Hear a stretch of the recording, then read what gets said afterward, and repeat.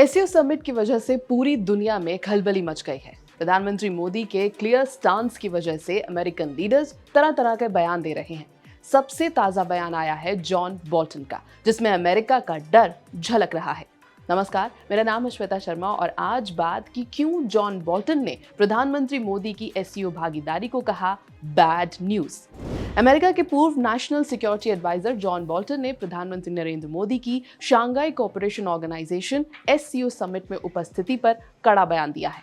उनका कहना है कि मोदी का चीन के राष्ट्रपति शी जिनपिंग और रूस के प्रेसिडेंट व्लादिमीर पुतिन के साथ मंच साझा करना वेस्ट के लिए बैड न्यूज यानी बुरी खबर है। बोल्टन के बयान का संदर्भ समझना जरूरी है। दशकों से वॉशिंगटन लगातार इस जियोपॉलिटिकल एफर्ट में लग रहा है कि भारत को रूस पर उसके पुराने कोल्ड वॉर डिपेंडेंस से अलग किया जाए और उसे वेस्ट के साथ मजबूत स्ट्रेटेजिक अलाइनमेंट में जोड़ा जाए।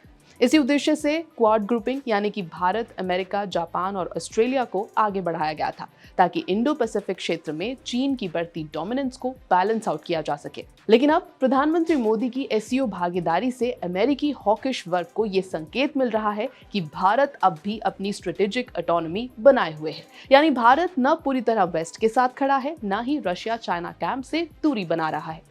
ये policy of multi alignment America के लिए परेशानी का कारण है, खासतौर पर ऐसे समय में जब वॉशिंगटन चाहता है कि रशिया को यूक्रेन वॉर को लेकर आइसोलेट किया जाए और चाइना के खिलाफ एक मजबूत एशियन ब्लॉक बनाया जाए। भारत का रशियन ऑयल खरीदना, डिफेंस सेक्टर में रूस से गहरे टाइज रखना और एससीओ जैसे मल्टीलेटरल फोरम में सक्रियता, ये सब बातें बोल्टन जैसे हार्डलाइन स्ट्रेटेजिस्ट को कूटनीतिक सेटबैक नजर आती हैं। लेकिन दिल्ली की सोच अलग है। भारत एससीओ को सिर्फ रशिया चाइना का प्लेटफॉर्म नहीं मानता, बल्कि इसे सेंट्रल एशिया और रीजनल सिक्योरिटी कंसर्न से जुड़े संवाद का जरिया मानता है।